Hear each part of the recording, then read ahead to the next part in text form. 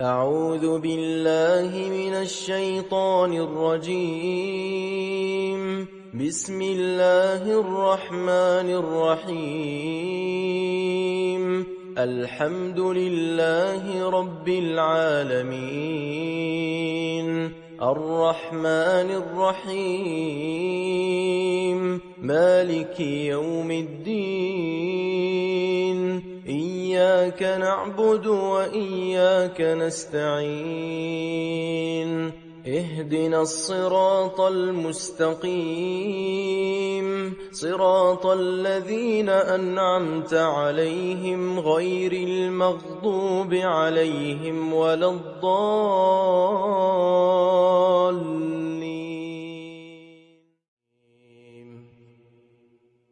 براءة من الله ورسوله إلى الذين عاهدتم من المشركين، فسيحوا في الأرض 4 أشهر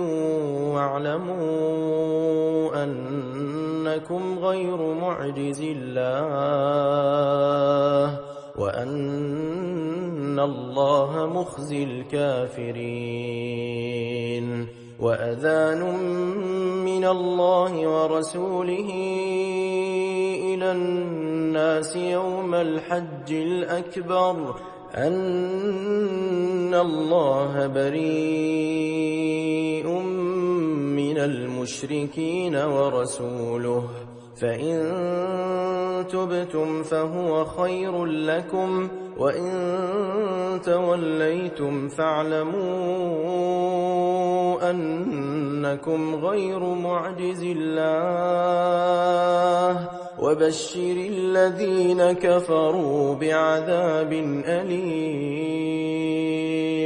إلا الذين عاهدتم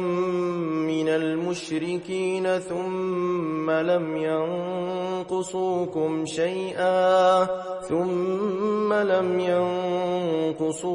شيئا ولم يظاهروا عليكم أحدا فأتموا إليهم عهدهم إلى مدتهم، إن الله يحب المتقين. فإذا انسلخ الأشهر الحرم فاقتلوا المشركين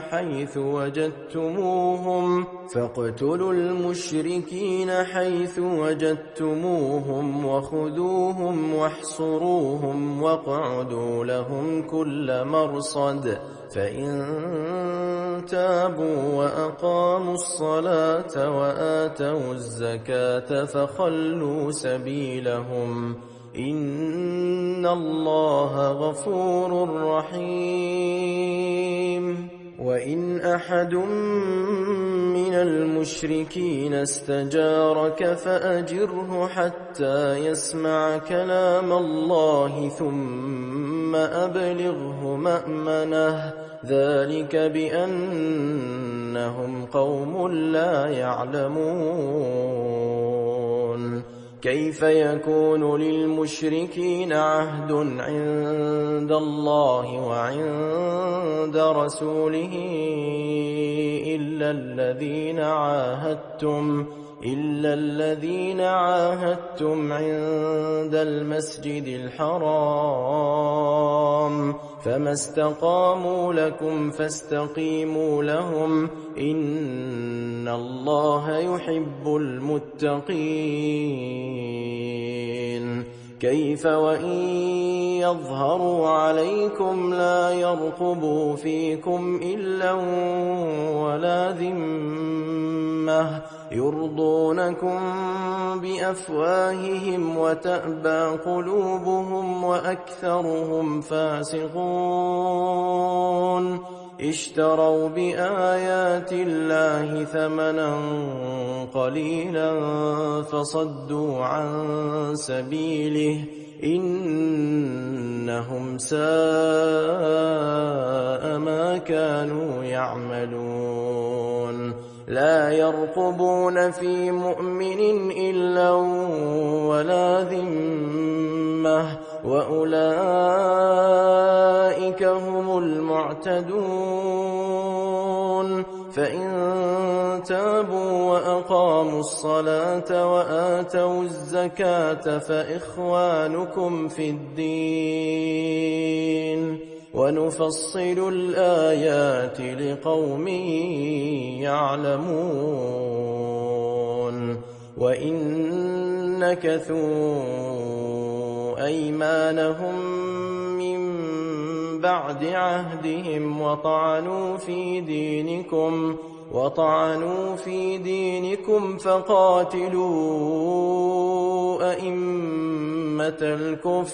فقاتلوا أئمة الكفر إنهم لا أيمان لهم لعلهم ينتهون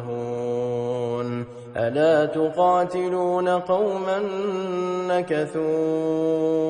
أيمانهم وهموا بإخراج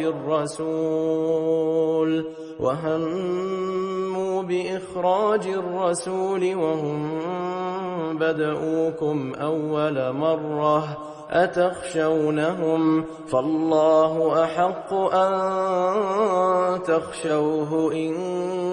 كنتم مؤمنين قاتلوهم يعذبهم الله بأيديكم ويخزهم وينصركم عليهم ويشف صدور قوم مؤمنين ويذهب غيظ قلوبهم ويتوب الله على من يشاء والله عليم حكيم أم حسبتم أن تتركوا ولما يعلم الله الذين جاهدوا منكم ولم يتخذوا من دون الله ولا رسوله ولا المؤمنين وليجة والله خبير بما تعملون ما كان للمشركين أن يعمروا مساجد الله شاهدين على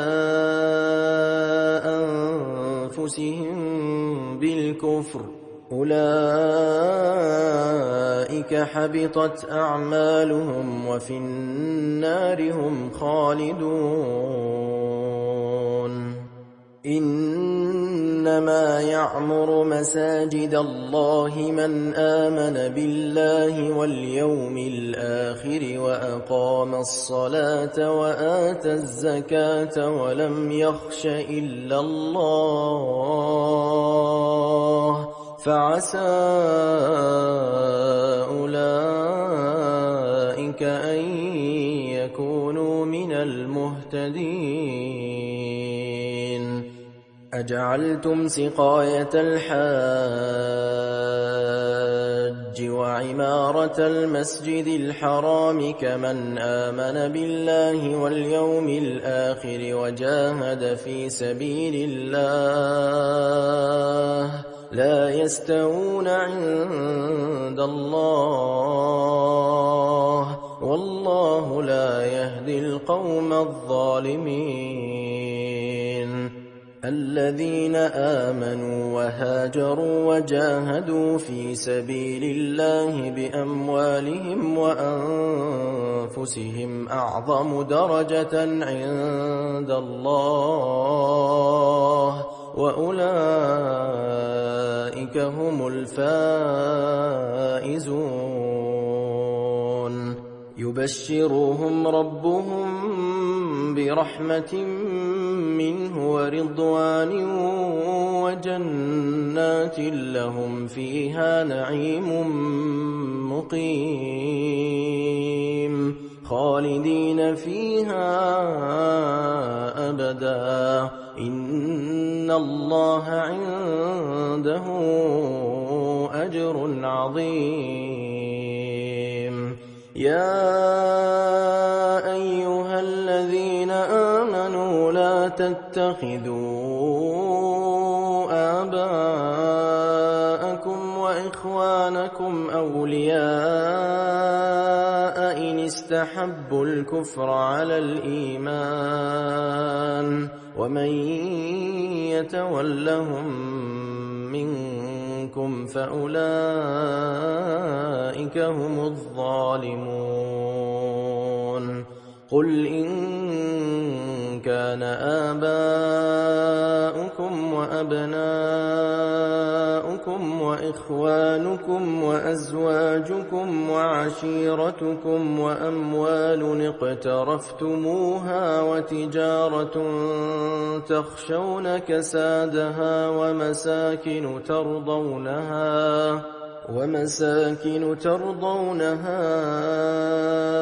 أحب إليكم من الله ورسوله وجهاد في سبيله فتربصوا حتى يأتي الله بأمره والله لا يهدي القوم الفاسقين لقد نصركم الله في مواطن كثيرة ويوم حنين إذ أعجبتكم كثرتكم فلم تغن عنكم شيئا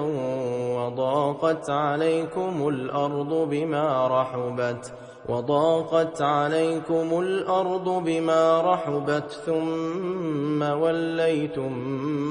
مدبرين ثم أنزل الله سكينته على رسوله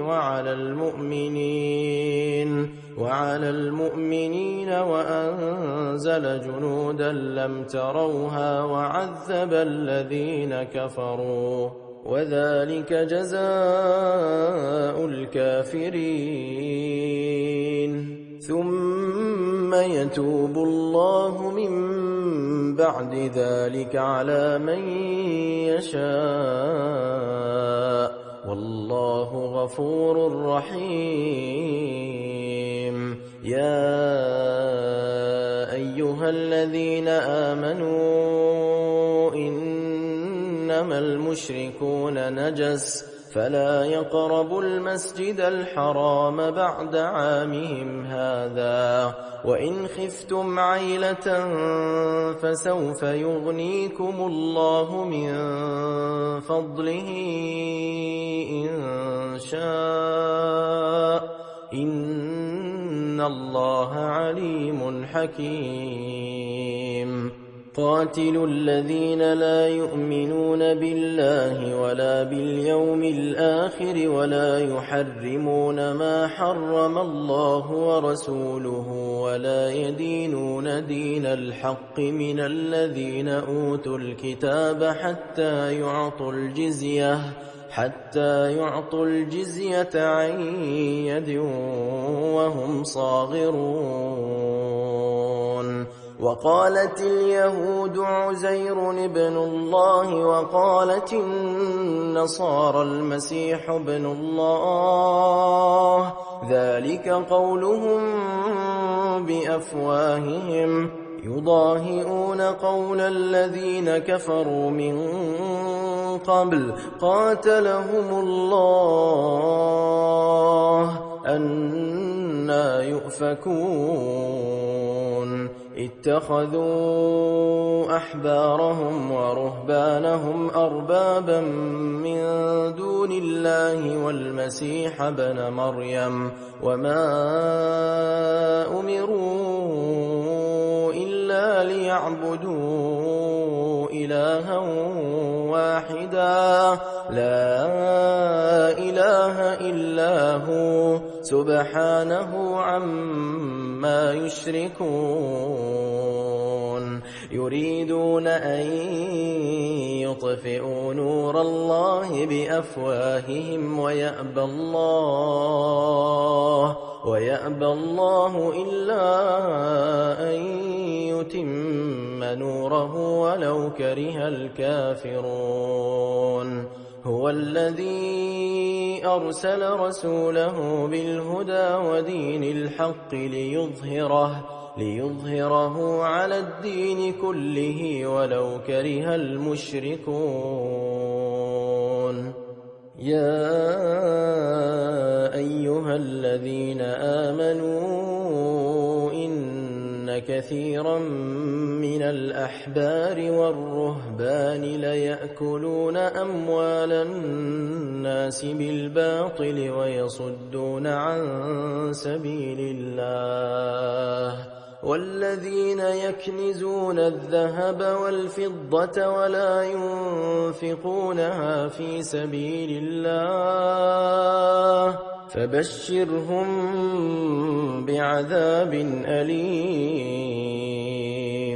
يوم يحمى عليها في نار جهنم فتكوى بها جباههم وجنوبهم وظهورهم هذا ما كنزتم لأنفسكم فذوقوا ما كنتم تكنزون. إن عدة الشهور عند الله 12 شهرا في كتاب الله يوم خلق السماوات والأرض منها 4 حرم ذلك الدين القيم فلا تظلموا فيهن أنفسكم وقاتلوا المشركين كافة كما يقاتلونكم كافة واعلموا أن الله مع المتقين. إنما النسيء زيادة في الكفر يضل به الذين كفروا يحلونه عاما ويحرمونه عاما ليواطئوا عدة ما حرم الله فيحلوا ما حرم الله زين لهم سوء أعمالهم والله لا يهدي القوم الكافرين. يا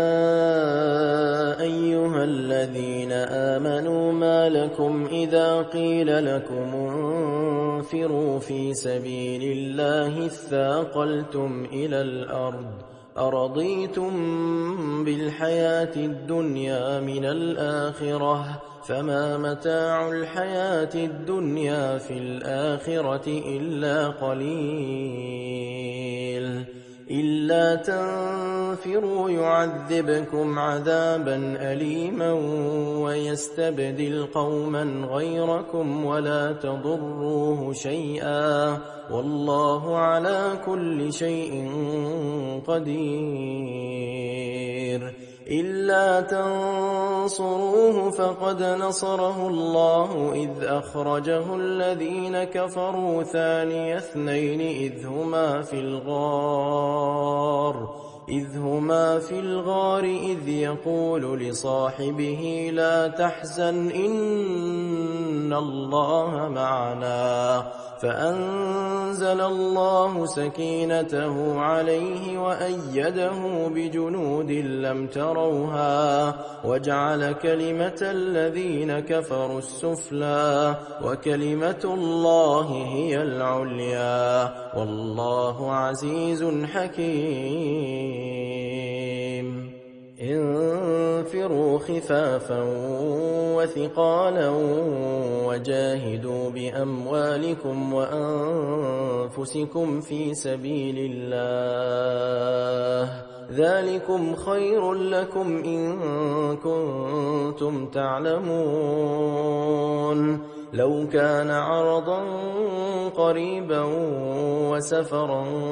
قاصدا لاتبعوك ولكن بعدت عليهم الشقة وسيحلفون بالله لو استطعنا لخرجنا معكم يهلكون أنفسهم والله يعلم إنهم لكاذبون عفى الله عنك لم أذنت لهم حتى يتبين لك الذين صدقوا وتعلم الكاذبين لا يستأذنك الذين يؤمنون بالله واليوم الآخر أن يجاهدوا بأموالهم وأنفسهم والله عليم بالمتقين إنما يستأذنك الذين لا يؤمنون بالله واليوم الآخر وارتابت قلوبهم فهم في ريبهم يترددون ولو أرادوا الخروج لأعدوا له عدة ولكن كره الله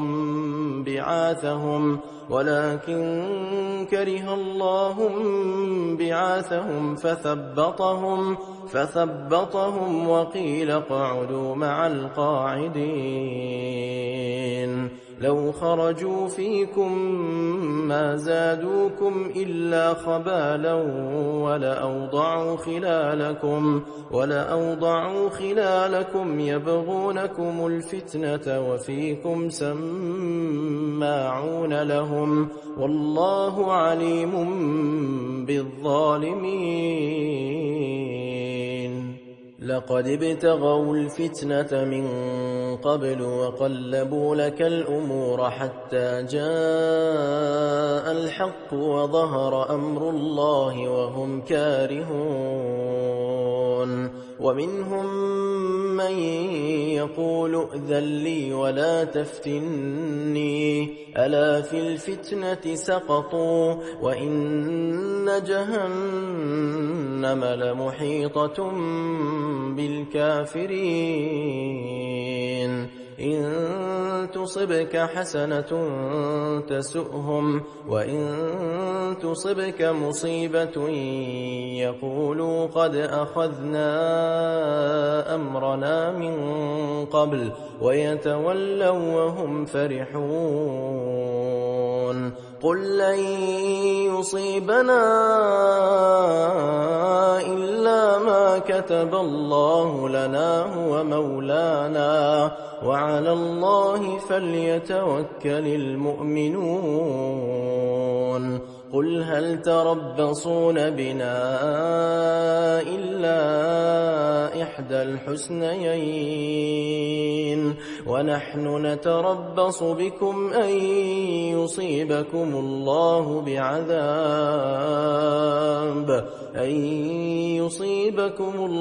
بعذاب من عنده أو بأيدينا فتربصوا إنا معكم متربصون قل أنفقوا طوعا أو كرها لن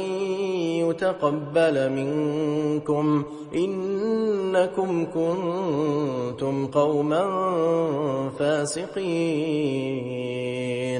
وما منعهم أن تقبل منهم نفقاتهم إلا أنهم كفروا بالله وبرسوله ولا يأتون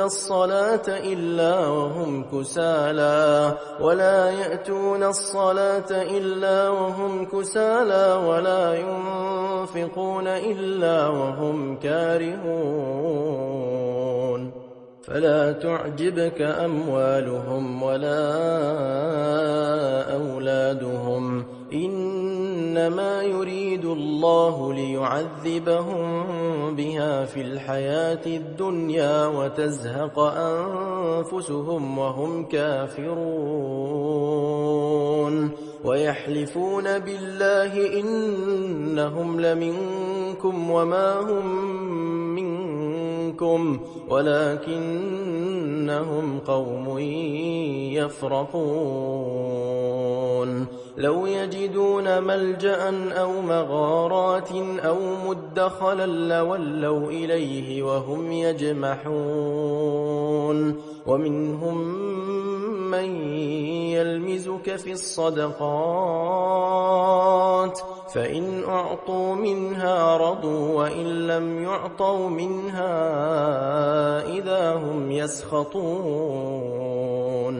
ولو أنهم رضوا ما آتاهم الله ورسوله وقالوا حسبنا الله سيؤتينا الله من فضله ورسوله إنا إلى الله راغبون إنما الصدقات للفقراء والمساكين والعاملين عليها والمؤلفة قلوبهم وفي الرقاب والغارمين وفي سبيل الله وابن السبيل فريضة من الله والله عليم حكيم ومنهم الذين يؤذون النبي ويقولون هو أذن قل أذن خير لكم يؤمن بالله ويؤمن للمؤمنين ورحمة للذين آمنوا منكم والذين يؤذون رسول الله لهم عذاب أليم يحلفون بالله لكم ليرضوكم والله ورسوله أحق أن يرضوه إن كانوا مؤمنين ألم يعلموا أنه من يحادد الله ورسوله فأن له نار جهنم خالدا فيها ذلك الخزي العظيم يحذر المنافقون أن تنزل عليهم سورة تنبئهم بما في قلوبهم قل استهزئوا إن الله مخرج ما تحذرون ولئن سألتهم ليقولن إنما كنا نخوض ونلعب قل أبالله وآياته ورسوله كنتم تستهزئون لا تعتذروا قد كفرتم بعد إيمانكم إن نعف عن طائفة منكم نعذب طائفة بأنهم كانوا مجرمين المنافقون والمنافقات بعضهم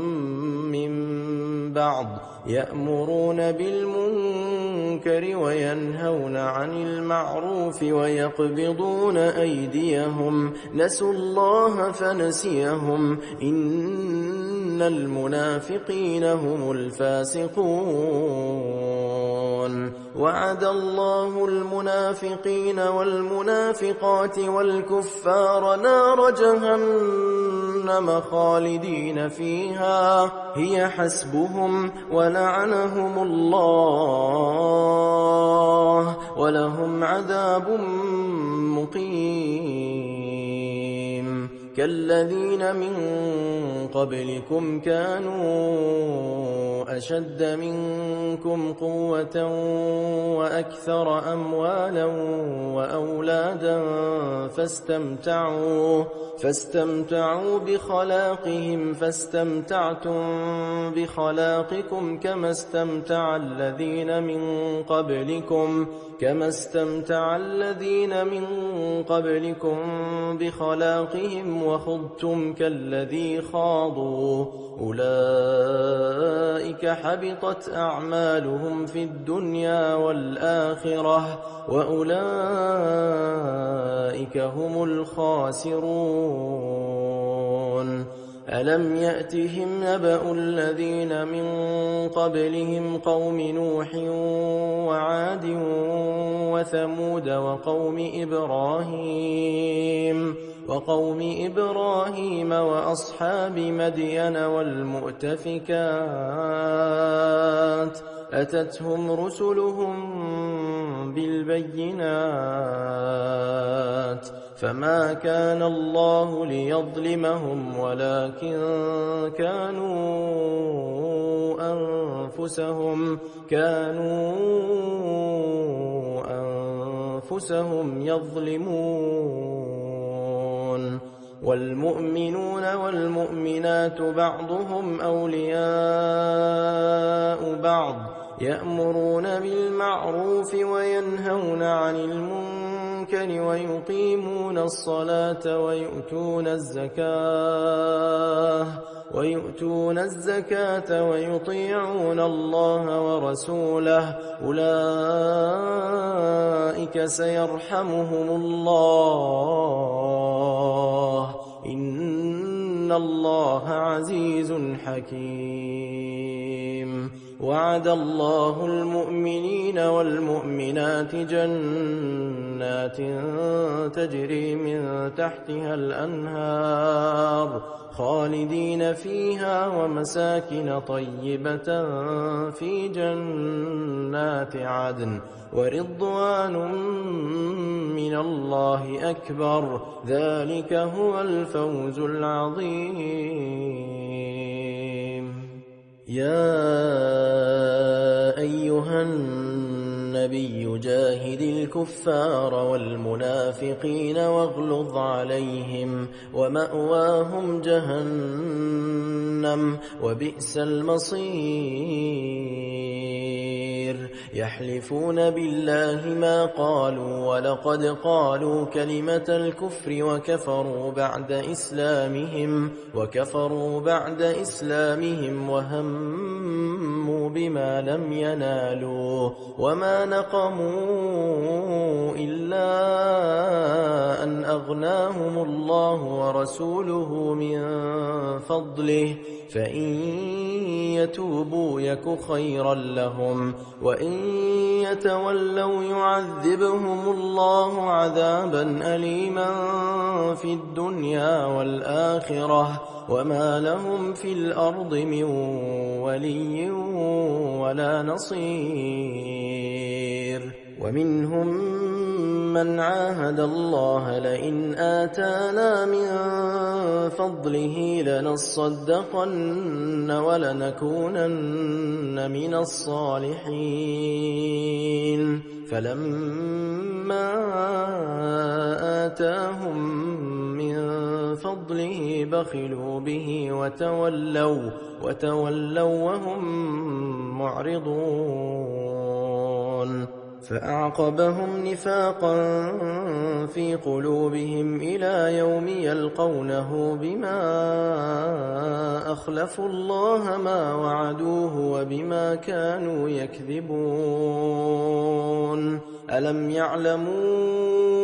أن الله يعلم سرهم ونجواهم وأن الله علام الغيوب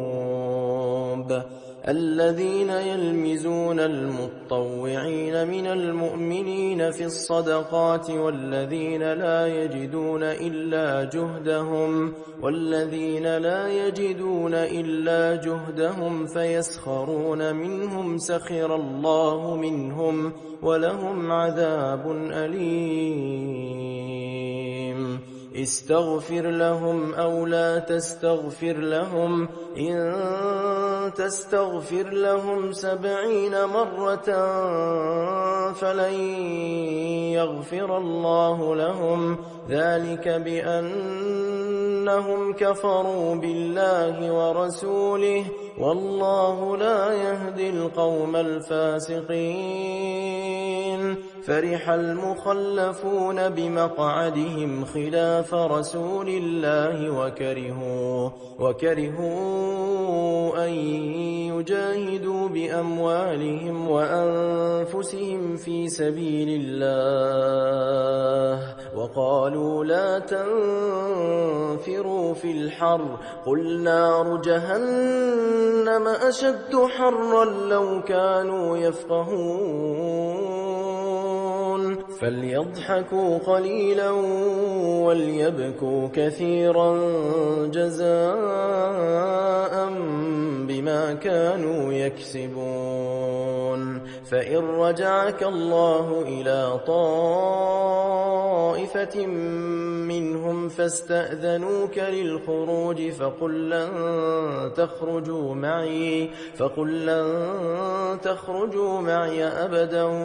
ولن تقاتلوا معي عدوا إنكم رضيتم بالقعود أول مرة فاقعدوا مع الخالفين ولا تصل على أحد منهم مات أبدا ولا تقم على قبره إنهم كفروا بالله ورسوله وماتوا وهم فاسقون ولا تعجبك أموالهم وأولادهم إنما يريد الله أن يعذبهم بها في الدنيا وتزهق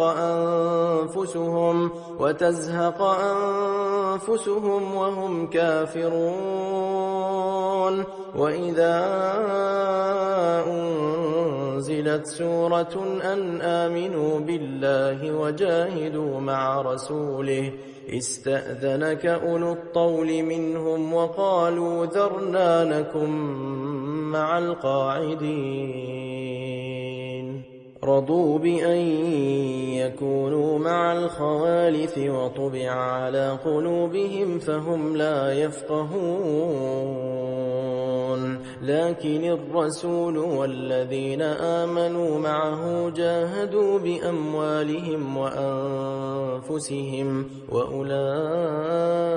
لهم الخيرات وأولئك هم المفلحون أعد الله لهم جنات تجري من تحتها الأنهار خالدين فيها ذلك الفوز العظيم وجاء المعذرون من الأعراب ليؤذن لهم وقعد الذين كذبوا الله ورسوله سيصيب الذين كفروا منهم عذاب أليم ليس على الضعفاء ولا على المرضى ولا على الذين لا يجدون ما ينفقون حرج إذا نصحوا لله ورسوله ما على المحسنين من سبيل والله غفور رحيم ولا على الذين إذا ما أتوك لتحملهم قلت لا أجد ما أحملكم عليه تولوا وأعينهم تفيض من الدمع حزنا ألا يجدوا ما ينفقون إنما السبيل على الذين يستأذنونك وهم أغنياء رضوا بأن يكونوا مع الخوالف وطبع الله على قلوبهم فهم لا يعلمون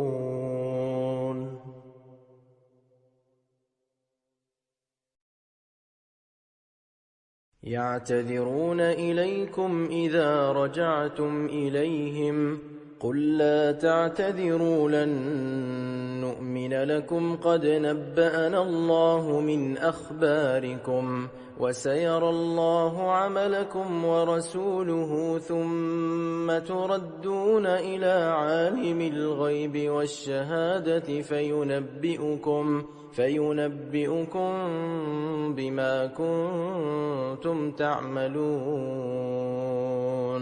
سيحلفون بالله لكم إذا انقلبتم إليهم لتعرضوا عنهم فأعرضوا عنهم إنهم رجس ومأواهم جهنم جزاء بما كانوا يكسبون يحلفون لكم لترضوا عنهم فإن ترضوا عنهم فإن الله لا يرضى عن القوم الفاسقين الأعراب أشد كفرا ونفاقا وأجدر ألا يعلموا حدود ما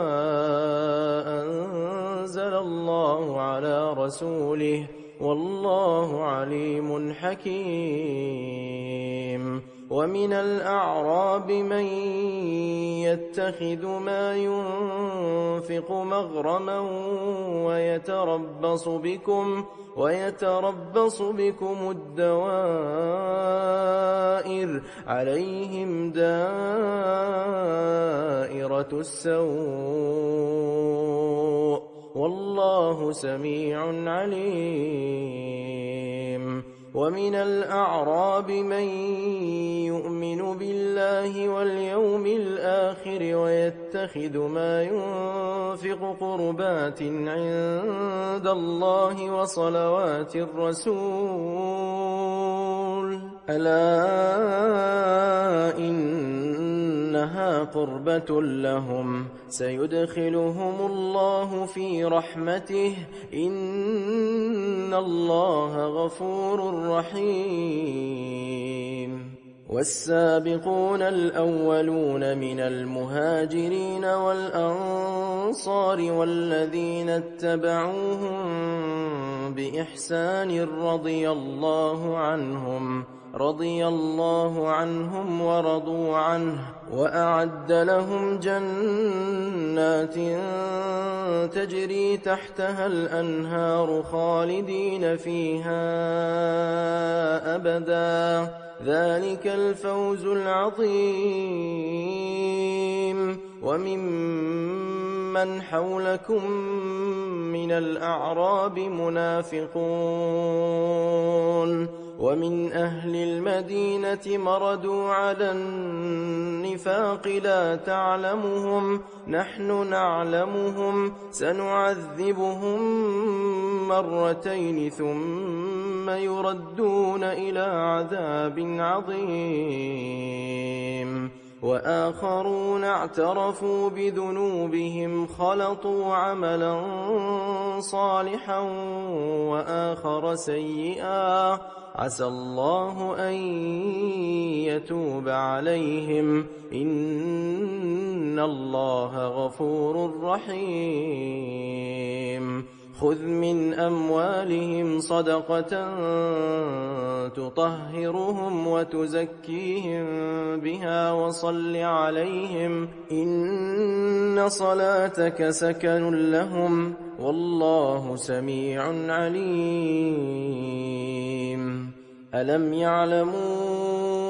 أن الله هو يقبل التوبة عن عباده ويأخذ الصدقات وأن الله هو التواب الرحيم وقل اعملوا فسيرى الله عملكم ورسوله والمؤمنون وستردون إلى عالم الغيب والشهادة فينبئكم بما كنتم تعملون وآخرون مرجون لأمر الله إما يعذبهم وإما يتوب عليهم والله عليم حكيم. والذين اتخذوا مسجدا ضرارا وكفرا وتفريقا بين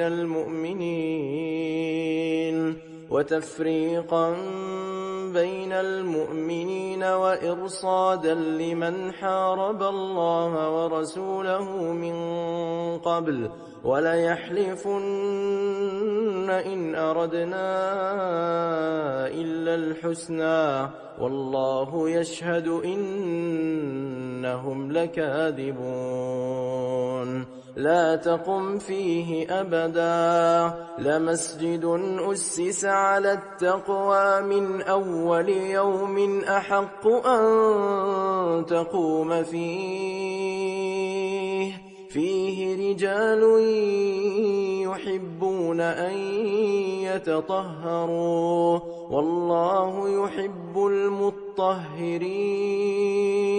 أفمن أسس بنيانه على تقوى من الله ورضوان خير أم من أسس بنيانه على شفا جرف فانهار به في نار جهنم والله لا يهدي القوم الظالمين. لا يزال بنيانهم الذي بنوا ريبة في قلوبهم إلا أن تقطع قلوبهم والله عليم حكيم. إن الله اشترى من المؤمنين أنفسهم وأموالهم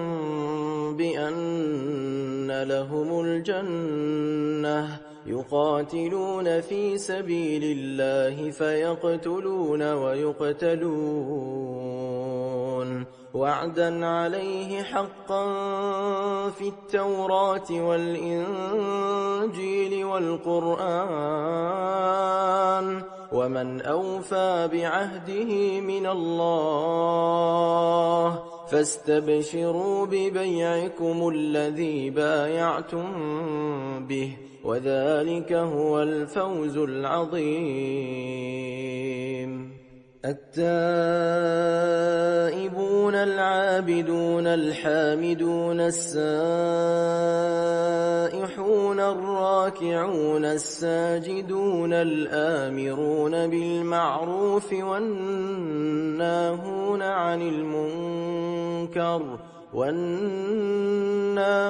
عن المنكر والحافظون لحدود الله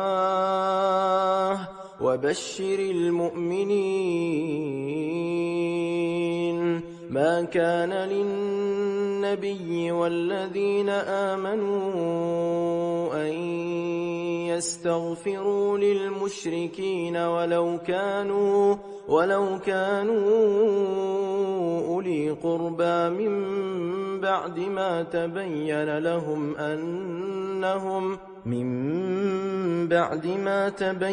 لهم أنهم أصحاب الجحيم. وما كان استغفار إبراهيم لأبيه إلا عن موعدة وعدها إياه فلما تبين له أنه عدو لله تبرأ منه إن إبراهيم لأواه حليم. وما كان الله ليضل قوما بعد إذ هداهم حتى يبين لهم ما يتقون إن الله بكل شيء عليم. إن إن الله له ملك السماوات والأرض يحيي ويميت وما لكم من دون الله من ولي ولا نصير لقد تاب الله على النبي والمهاجرين والأنصار الذين اتبعوه في ساعة العسرة من بعد ما كاد يزيغ قلوب فريق منهم ثم تاب عليهم إنه بهم رءوف رحيم وعلى الثلاثة الذين خلفوا حتى إذا ضاقت عليهم الأرض بما رحبت وضاقت عليهم أنفسهم وظنوا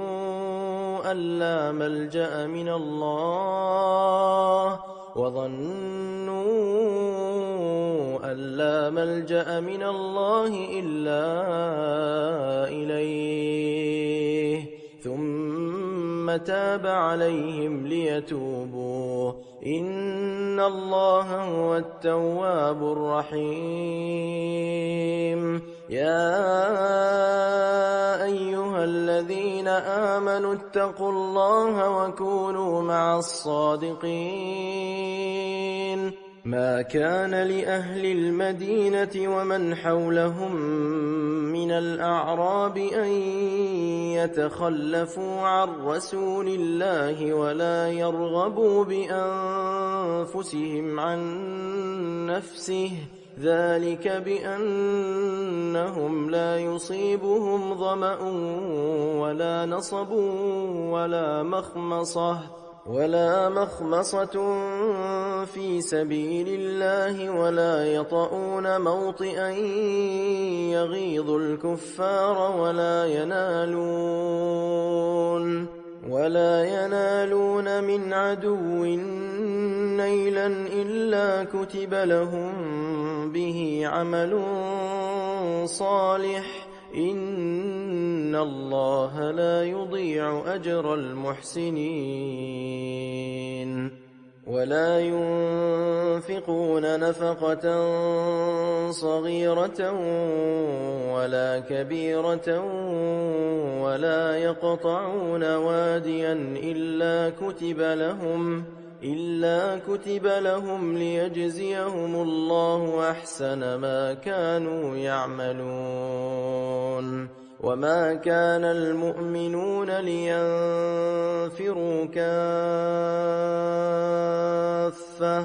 فلولا نفر من كل فرقة منهم طائفة ليتفقهوا في الدين ولينذروا قومهم إذا رجعوا إليهم لعلهم يحذرون يا أيها الذين آمنوا قاتلوا الذين يلونكم من الكفار وليجدوا فيكم غلظة واعلموا أن الله مع المتقين وإذا ما أنزلت سورة فمنهم من يقول أيكم زادته هذه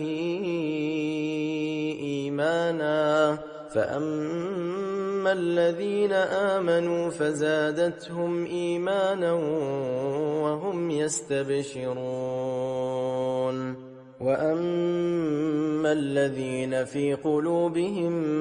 مرض فزادتهم رجسا إلى رجسهم وماتوا وهم كافرون أولا يرون أنهم يفتنون في كل عام مرة أو مرتين ثم لا يتوبون ولا هم يذكرون وإذا ما أنزلت سورة نظر بعضهم إلى بعض هل يراكم من أحد ثم انصرفوا صرف الله قلوبهم بأنهم قوم لا يفقهون لقد جاءكم رسول من أنفسكم عزيز عليه ما عنتم حريص عليكم بالمؤمنين رءوف رحيم فإن تولوا فقل حسبي الله لا إله إلا هو عليه توكلت وهو رب العرش العظيم